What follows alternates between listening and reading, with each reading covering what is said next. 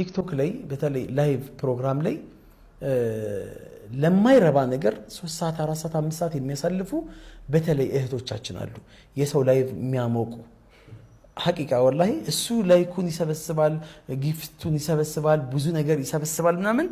አንድ ሴት ልጅ 3 ሰዓት ያያሃት እስከ ሌሊቱ 10 ሰዓት ድረስ እሱ ቤት ውስጥ አትወጣም።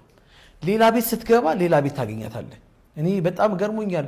3 ሰዓት ላይቭ የጀመረ ቤት ሌሊት ላይ የሆነ ሰዓት ላይ ተነሳሁኝ ስከፍት ስልክ እዛ ቤት ውስጥ ያችን ልጅም አለች ይሃም ሰው አለ። ከዛ ጧት ሱብሂ ሰግጄ ምን ብዬ ደግሞ ሲነጋ ሌላ ቤት ያቺ ሴት ገብታለች እንደገና ሌላ ሰው ላይቭ ላይ ማለት ነው። በጣም የሰዎችን የእህቶቻችን ህይወት እየተጫወቱባቸው ነው ያለው። እህቶቻችንም ደግሞ ለምን አላማ ነው በቃ ላይቭ ለዲን ከሆነ ለኸይር ነገር ከሆነ ያው በየደቂቃው በየሰከንዱ አጅር እናገኝበታለን። ግን ለምን የሰው ቤት ምናሞቅ ሰዎች አለን። ለማይረባ ነገር ደግሞ በላይቭም ደግሞ ምናሳልፍ ሰዎች እንኖራለን። በመሳቅ በመጫወት በጌም በተለያየ ነገር ይሄ ከዲናችን አንፃር 1 ደቂቃ ቫልዩ አለው።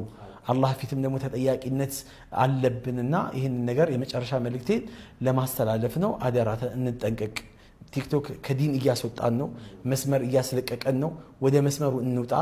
አይ አልችለውም ካልን ሙሉ በሙሉ ኮምፕሊትሊ ከቲክቶክ ዓለም እንውጣ።